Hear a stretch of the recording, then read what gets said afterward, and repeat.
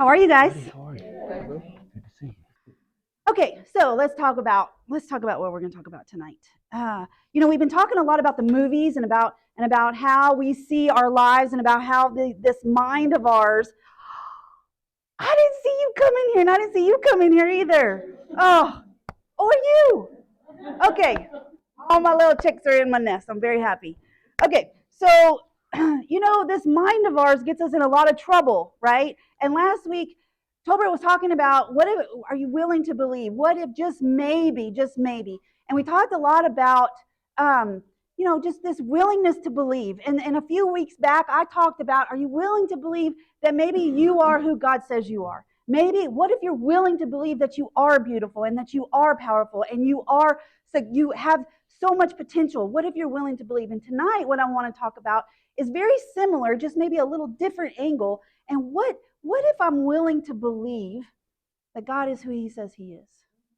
Because if I'm willing to believe if God is who He says He is, if I'm willing to believe that God can do for me what I can't do for myself, isn't that going to change things? Right? If I'm willing to believe. And so the reason why I wanted to talk about this is because, I work with a lot of people, right? And I hear a lot.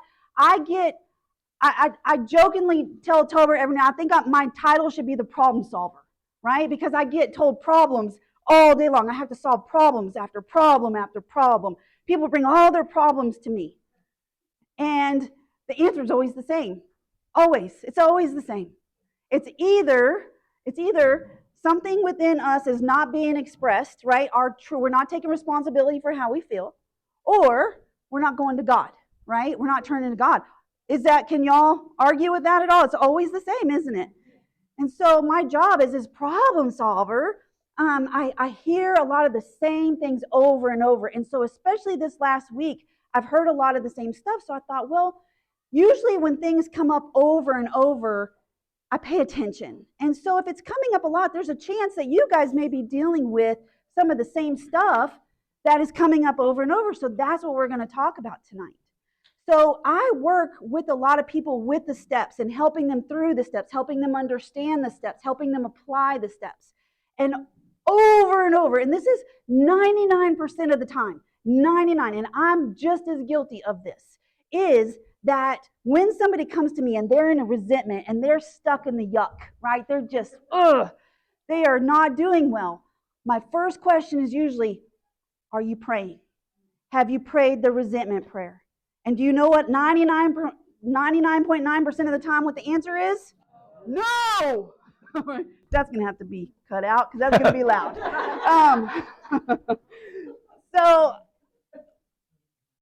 So y'all heard me get thrown under the bus last week, with my Walmart story. Lots of transparency up here, right? Yeah, I was so mad because if they just do it my way, everything would be okay because they had a perfect system. I don't know why they had to screw it up, but they did. They totally screwed it up. Did I have other options? Yes. In that moment, why did I not pray? Because I wanted to be mad. I did. I wanted to complain. I sat there and told him, I'm like, I'm so annoyed right now. Bagging my stuff. I'm so freaking annoyed. I got no room. So annoyed. He's going to tell him the story. So he gets it. Yeah. So hold on. Common sense. But anyway, not everybody has it, right? Not everybody has common sense. For those of you that weren't here, Tolbert told the story of how agitated I got last week. They used to have these big, long counters where you could put all your bags that you have put in sacks, and now they got room for two. So you got a whole big grocery cart full of food trying to bag it up, and now what do you do with it? So two carts would have been nice, but they didn't have one. It wasn't Costco, right? Or Sam's. But in that moment, I did not pray. I did not. Instead, what did I do? I grabbed about it, and I let myself be known how angry and irritated I was. And he did exactly that. He sat there and laughed. It made me even madder. Doesn't that just make you even madder when somebody just kind of smirks at you and laughs at you? Like, come on. Just be mad with me. Let me just complain. I don't complain about too much.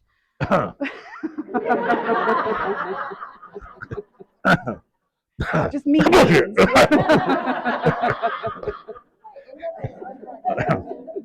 Yeah. All right, moving right along. Yeah, move so, but isn't that the way it usually is too? Like when we're mad at somebody, we want to be mad. We don't want to pray for them. Resentment prayer. Oh, I left all the prayers sitting at home. I had a whole stack of prayers for you guys. We'll bring them next week. It's prayers from the big book. And so, anyway, a lot of times I don't want to do it. I want to stew. I want to be mad. I want to be pissy. I want everybody to know how I feel, right? And I can sit in that as long as I want. However, it doesn't usually end up very well for me. You know, I don't know about you guys, but when I'm playing it, I'm in that rat wheel and I'm playing it over and over and over. What am I doing? It's just getting worse. It does not get better. Oh, I stew and I fester. Or, you know, another thing that I see that we do is we diminish. Oh, it's not that big of a deal. I'll just set it aside. I won't worry about it. We diminish it or we disqualify it. It's not a big deal. You know what? That's a little thing. I'm just going to set it aside. But I don't deal with it. I diminish it. So that's another way. That's just another form of resentment right there. But I don't do anything with it. And if I don't do anything with it, it doesn't go anywhere. That energy, all of that comes with that resentment doesn't dissipate. The only way to dissipate it is to do what the big book says, which is to pray about it. And so that's what I kind of want to just enforce and reinforce and reinforce. And I know we say a lot of the same things over and over and over in here. Why? Because I need to be reminded, right? As we've said, well, as we say every week, I do this. I've been doing this a long time. Tolbert's been doing it a long time. However, we can still get in that rut or in that cycle of resentment and stew in it, be caught up in our own head and not do what we're supposed to do. But every single time that we do what we're supposed to do, we get resolution.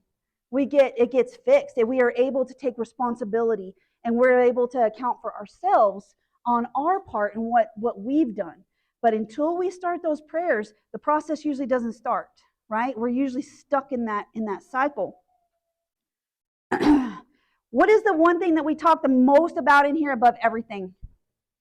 It's our hearts, right? Above all else, guard our hearts. Why? Because it's the wellspring of life. Proverbs 4:23. Above all else, guard our hearts. Well, here's Philippians 4:6-7. Do not be anxious about anything, but in everything, by prayer and supplication with thanksgiving, let your requests be made known to God. And the peace of God, which surpasses all understanding, will guard your heart and your mind. What will guard your heart and your mind? Philippians 4:6-7. Or Philippians. Phillips 66. Either way. Either way, It I'll works. get you there. First one is Proverbs 4:23. Above all else, guard your heart. And then this scripture says that what's going to guard our hearts? The peace of God that goes beyond all understanding, right? It's going to guard our hearts and our minds. In order to get there, though, the requirement is that I have to go to Him. Are you raising your hand, Beth? What you got? Because I couldn't get past the Phillips,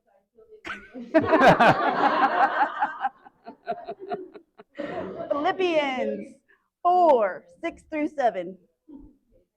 Okay, what was Proverbs? 4:23. I'm moving a little too fast. You want me to put it on the board? Yes. How about we do that? Let's put it on the board. I don't know how to spell Philippians, though. It's Phillips. Phillips. So what's the purpose of prayer, you guys? Any answers? What's the purpose of prayer?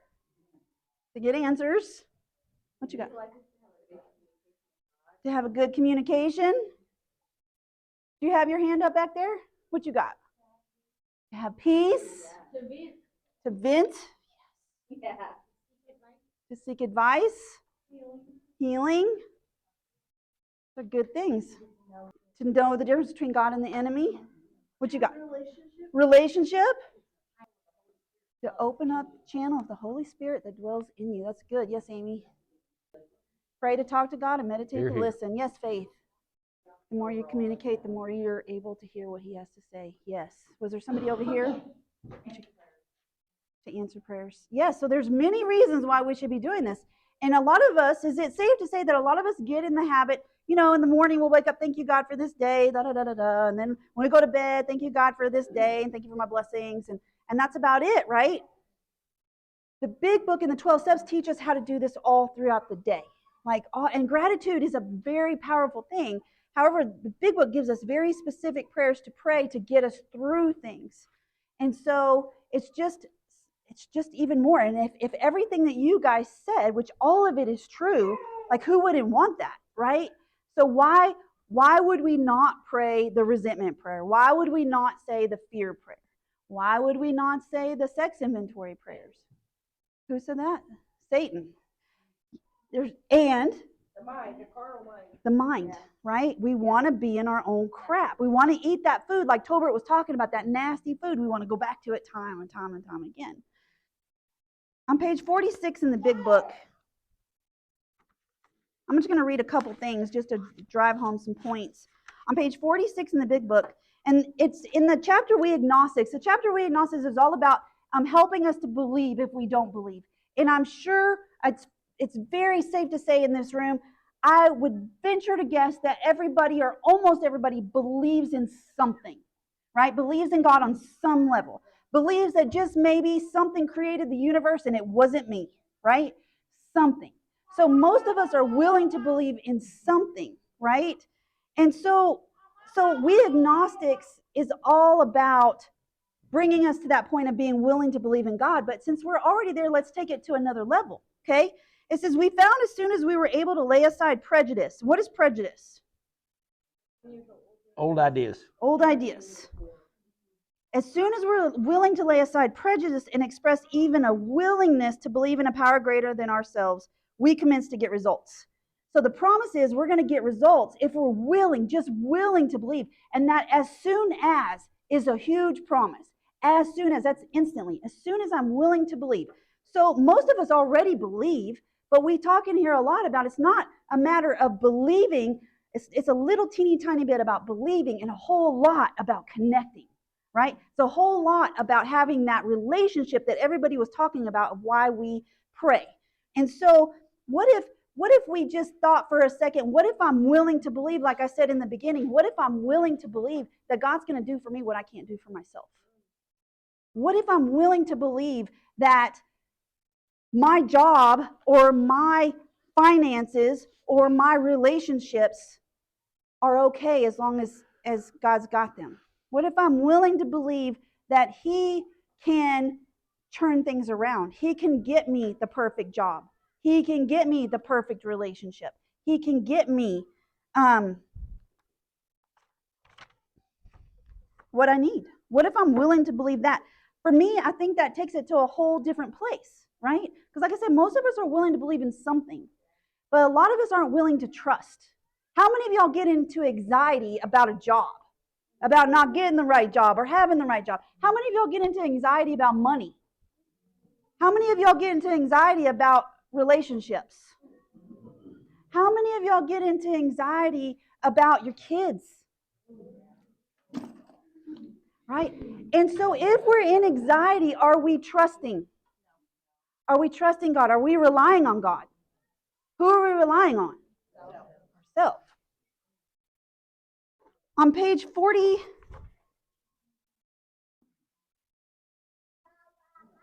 on page 50. Let's go there.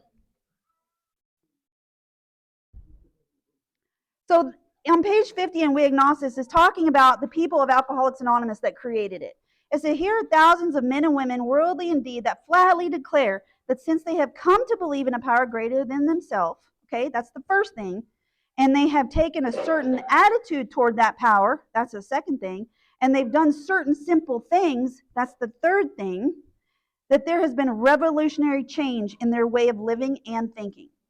So a lot of times we just stop there, right, at belief. If I just believe in God, then everything will be okay.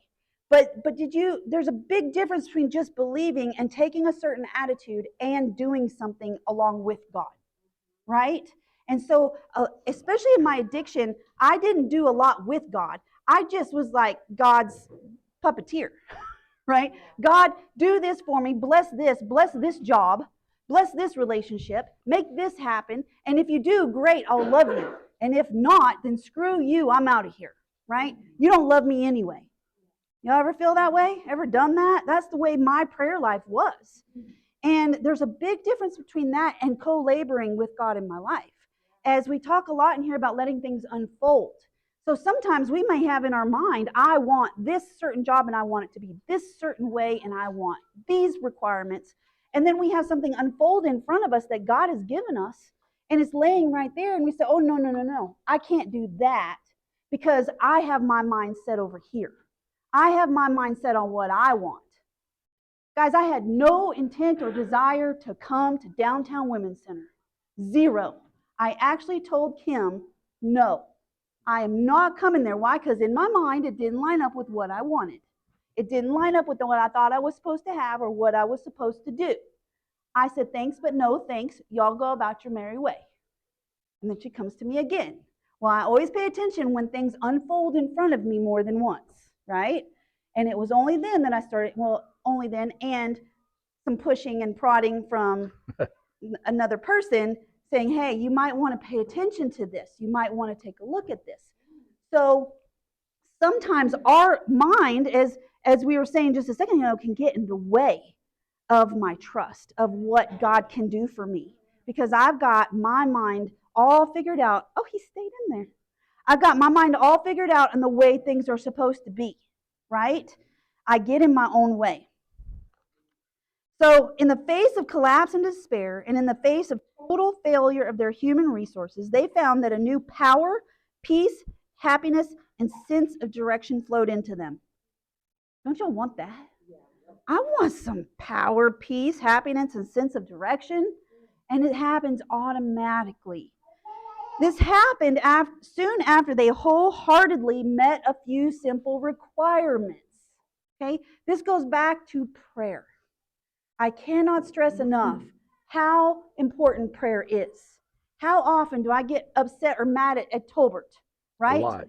And I'm upset and mad at him, and I can go into my head of, oh, see, if he's acting that way, he doesn't love me. He's not doing it right. That means he doesn't love me. I'm not good enough for him, blah, blah, blah, whatever my mind thinks.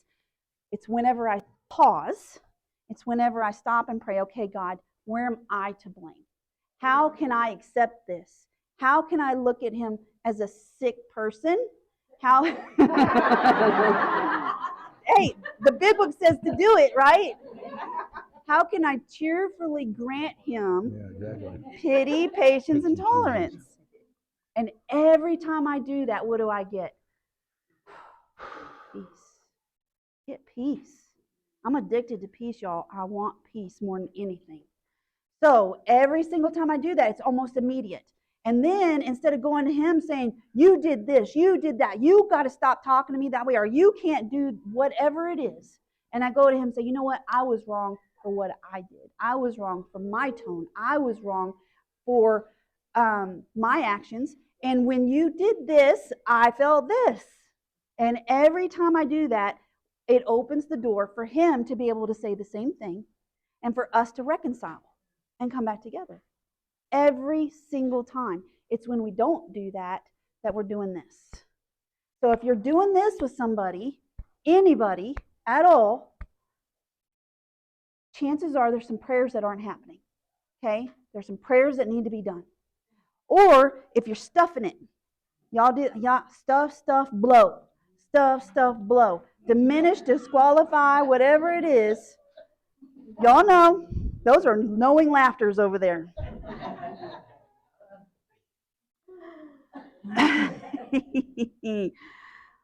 So it goes on to say that once confused and baffled by the seeming futility of existence, they showed underlying reasons why they were making heavy going in life, leaving aside the drink question. So this, leaving aside drugs, leaving aside alcohol, leaving that completely aside. They tell why living was so unsatisfactory. They showed how the change came over them. When many hundreds of people and thousands of people are able to say that the consciousness of the presence of God is today the most important fact in their lives, they present a powerful reason why one should have faith. And my favorite part in the big book is in There Is a Solution, and it talks about being launched into this fourth dimension, just living in this supernatural life. And if we want to live a supernatural life, we have to do supernatural things, right? I don't want anything less than a supernatural life. So if I'm going to do supernatural, or if I'm going to live supernaturally, I've got to do supernatural things. And I'm going to rely and start praying to God. On page 56, there's one little question in here, and it's talking about a guy that had relapsed. And it goes on to say, like, he was struggling with God and struggling with belief in God. But isn't it safe to say most of us don't struggle so much with that, but more so the power of God and what God can do for us? God's off high in the sky kind of deal, but to actually grab on to what he can actually do in this physical realm can be kind of difficult. And the question is here is, it says, who are you to say there is no God? And what if we rephrase that? Who am I to say God can't do for me what I can't do for myself? Who am I to say God can't fix my heart? Who am I to say God can't control my finances? Who am I to say God's not going to bring me the perfect person? Who am I to say that God's not going to find me the perfect job? Who am I to say that God's not going to do these things for me? The only time that I'm going to be in that position where I'm thinking those things is when I am thinking about myself, when I am selfishly thinking about myself. And the big book talks about selfishness and self-centeredness is the root of my problems. It's when I'm running the show and I've got the answers. It talks in here about the God of reason. We want to logically figure it out. I want to logically know this job is right. I want to logically know this guy is right. I want to logically know, right? I want to figure it all out. So who am I relying on? Myself. And it just doesn't work. So what are some things that I cannot do for myself? Stay sober. How many of y'all have tried to stay sober on your own? What are some ways you tried to stay sober on your own? I'll just have one beer. I'll just have one. Move geographical locations. Oh, have a baby. All right. Substituted alcohol for drugs. What are some other ways you try to stay sober on your own? Went to rehabs. Anybody try to go to church to stay sober? Isolated. Go to jail. That's a good one. That works. Prison works. You know, it all works. Good rehab. I can't stay sober. What are some other things? You know, we've been talking about this mind a lot. A lot of times, can I keep my thoughts from racing? Man, it's hard, isn't it? Can I give myself peace? I mean, you can if you let go. If I let God do it. So it's crucial, like we just keep coming back to the same answer over and over and over again, right? It is crucial for God to do this, and God either is or he isn't. What is our choice to be? God either is going to solve my problems or he isn't. God either is the answer or he isn't. There's no there's no gray area in that, is there? There's zero. So, you know, here's God, here's me, and I always think, well, I'm gonna meet him in the middle, right? I'll meet him right there, and I'll at least get half measures. I'll get 50%. Right? What does the big book say? Half measures avail us what? Nothing. I got to come all the way over. I can't go in the middle. I got to come all the way over. And if I'm still stuck over here in me and my good ideas and my logic and my reason, there's no place for God. That's just half measures. I had a whole bunch of notes here, and I haven't gone over any of them. I guess I probably should. So it's not just about belief in God, but it's just about in everyday decisions, right? What is my belief in God in my everyday decisions? What is my belief in God when I'm angry? What is my belief in God when I'm scared? What is my belief in God when I'm facing opposition or I'm facing somebody that I don't like? Or what is my belief when things aren't just going my way, right? What is my choice? God or me? It's always the choice that I have every day. So Tolbert did say he would volunteer to tell a little story about what's been happening at his job, just to kind of illustrate this point, this example. So I think he's going to talk about his job for a second. Y'all like it when I talk about my job? Yeah.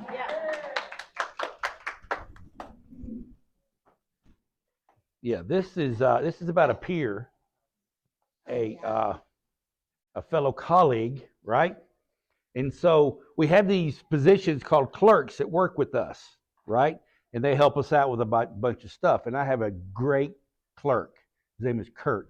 Kurt the clerk, right? He's amazing. He helps me out with everything. He's like my radar. He keeps me on task. Chap, you got to do this. You got these people waiting. He's just a wonderful person. Well, it came from the top of the state down that we could only keep clerks for 6 months now. I know it makes no sense, right? Makes no sense because some of the clerks, sometimes there's females in some of the places they work and they develop relationships. But anyway, so the warden's like, okay, your clerk is now a janitor in the chapel. Broke my heart, right? So you know me. Do I like to take those kind of directions? Not really, right? So I'm trying to do a workaround, right? So I do this workaround, and I casually talk to one of the wardens and casually say, well, he's going to be in the chapel. Even though he has a title janitor, he can still sit behind the computer and clerking for me, right? And you like cookies, right? And so I asked that question, those two questions just like that, and he goes, yeah. So maybe he likes cookies, and maybe he wasn't saying yes to the question I really asked. He's a big dude, right? So I take it as a yes. So I go back into the office. I got a couple of witnesses. I'm talking to my colleague, and I say, all right, I just talked to so-and-so. This is how it's going to work out, right? So the next day, I played hooky. On Thursday, I played hooky. So about 3 o'clock in the afternoon, I get this email from my colleague to me, and he CC'd like everybody in the state of Texas, like my boss, the 3 wardens. He just CC'd everybody saying, I talked to warden so-and-so, and it has been verified that our clerk cannot sit behind a computer with a title janitor. He's not allowed to sit behind the computer. Oh, man. You're talking about a resentment? I was boiling on the inside. I was boiling. He went behind my back, CC'd everybody on the planet so that he kind of blocked me out from being able to maneuver what I wanted, right? And we all talked about what we talked about last week, right? How God, the things just unfold, right? Well, this unfolded, and I wasn't very happy with the way it unfolded. How dare you do something like that? And then, so what is the immediate response? You fire back a very angry email, right? Right? You ever get a text that really ticks you off, and then you write somebody right back, very angry?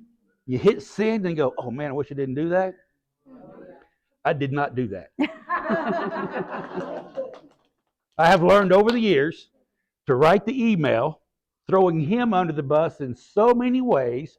I'm writing the email, throwing him under the bus, but I do not hit send. What I do is I call a buddy of mine, and I talk to him about it. I talk to Stephanie about it. Those are 2 things I normally have not done in my life when I'm angry with somebody. And I tell them about what's going on. And as I'm doing this, my anger energy is beginning to release. And they begin to help me see things from a bit of a different perspective because I'm getting this out. It's easy to hold on to it, isn't it? Isn't that my nature to hold on to this, to get angry and to talk about even somebody else, how angry I am, and just to get in the anger? I can't believe they said this. I can't believe they did this. I did talk to somebody about it, but I'm saying, help me see this from a different perspective. The way I'm looking at this, I'm very angry. I'm not getting what I want. Kirk, my clerk, is no longer going to be Kirk, my clerk, right? And he's going to be Kirk, my janitor. That's right. So but I had to step back, and in reality, I was being selfish, right? There are other guys there that know how to do Excel. There are other people there. I got a good relationship with Kirk. We do a lot of communicating and working with each other. I really help, just do a lot of good stuff with Kirk. So I'm being selfish in this relationship. But I tell you, what happens to our mind when we try to go to sleep and we're angry? Oh my God. I had a whole message in my mind that I was going to do to him that next day when I saw my peer. I had the whole conversation figured out. As soon as he walks in, I'm going to have this look. He's going to have that look. I'm going to say this. He's going to say that. And goodness, thank God you got 2 lungs. Just lost one. So I had this whole conversation figured out. You guys ever done that before? Have a whole conversation figured out? And I have learned in my sobriety, when I try to figure a conversation out, I'm not being very spiritual. What am I doing? If I'm figuring something out in the future, what am I doing? I'm playing God. I'm future tripping, exactly. I'm figuring this whole thing out the next day, right? And I tell you, I realized that it wasn't until I said the prayer that all my energy was right in here, in my lower chest and in my gut, just angry. But then again, putting to practice what Stephanie was talking about, the resentment prayer. I have another prayer that I like to say to myself. And so I began saying this prayer because I was not going to sleep, y'all. This was keeping me awake. I was so angry. It's keeping me awake. And I'm just saying this prayer over and over again. And I kid you not, the release began to be instantaneous. From my lower upper stomach, through my chest, out the upper regions of who I am. And the energy was released. Now, did it have tentacles that I kept grabbing it back? Yeah. Because wow, I released it, but you know what? He still did this, and I still want this. And so I still had these kind of tentacles on it because I still wanted it to be my way, right? So, but I did feel that energetic release in the prayer. So I know this works. It works. That resentment prayer works. And I get up the next day, and I'm in probably about 30 or 40% of let go of it all. I'm still holding on to a little bit. I get in the car and I'm listening to this book called The Untethered Soul by Michael Singer. Great book, Untethered Soul and I'm listening to that. And the first thing, and I'm in the middle of a chapter, right? I cut the car off the day before. I'm in the middle of a chapter, and it talks about first things out of his mouth is holding on to anger towards somebody is just going to make things so much worse. And blah blah blah blah blah blah blah blah. Immediately, what he started talking about in the midst of this chapter was the energy of holding on to anger towards somebody, and that it's almost like toxic waste. When I go in reality, is my anger really at him? No, it's touching something that I was anger about years ago in my life, right? It's not that guy. He's touching something. My ego is bruised. I'm threatened. I'm in fear. It doesn't really have anything to do with him. It has to do something way back when. But then if I go to the chapel and I unload this toxic waste of my energy from 50 years ago onto this poor guy, is that fair? Is that spiritual? Absolutely not. Absolutely not. So we have to let go of that energy. We have to realize the resentments that we have today, the people that we're angry with today, it's not them. They're touching something that has hurt us years and years and years ago in our life. And when I see it that way, it's not Stephanie that I'm mad at. It's something that perhaps my mother said to me when I was 4 or 5 or 6. And it's just, I'm seeing it. Right? And so when that author used the word toxic waste, my emotional toxic waste, I was going to go unload on this guy. How fair is that? It's not very fair at all. How many times do we do that? Right? We do it a lot. We unload on people that really has nothing to do with them. They are a mirror of a wound that I have, and I'm taking it out on her. That's not fair. Right? So, that's what this resentment prayer is all about. That's what this getting centered, getting into reality, getting myself focused on what is the real issue here. Was it my peer? No. Was it my ego? Yes. 1,000%. And when I own that and pray about it, he's a sick dude doing the very best that he can. I'm cheerfully praying for him. And I recognize the weakness that I have in me and the opportunity for growth that I have in me. God touches that with love and it's released. How cool is that? So I was able to go there. I thought of an excellent person who could replace Kirk, my clerk. I talked to Kirk about it. He's one of Kirk's best friends. It's going to work out beautifully. Kirk's going to be around in 6 months. We'll flip everything back. Right? But I just had this narrow vision. Like we do sometimes. This is the way I want it to be. It's not the way Talbert wants it to be. I get my hands off of it and let the universe, let love, let God create it the way that it needs to be. That's exactly what Stephanie was talking about tonight, right? That's hard to see in our addiction, isn't it? Because all I'm looking at is me, me, me. That's why we always say selfishness, self-centeredness. See, that's the root of our problem. We say that 1,000 times, but that's a perfect example. 8 years sober, I still have selfish, self-centered beliefs and thoughts. Still, right? But now I did things differently. I didn't drink and drug over it. I released it, prayed about it, talked to somebody about it, released it. That's what we do. Y'all cool with that? It was a good story. I enjoyed it. Thank you, Talbert. So as soon as I'm willing to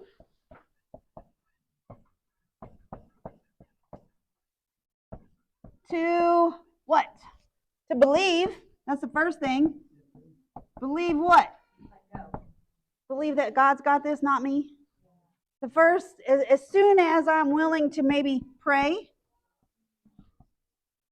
meditate, listen, meditate. What did he say? Talk to somebody else? Confess? What else? No, there's another way. there's got to be another Give way. up. Options. Right? Give up.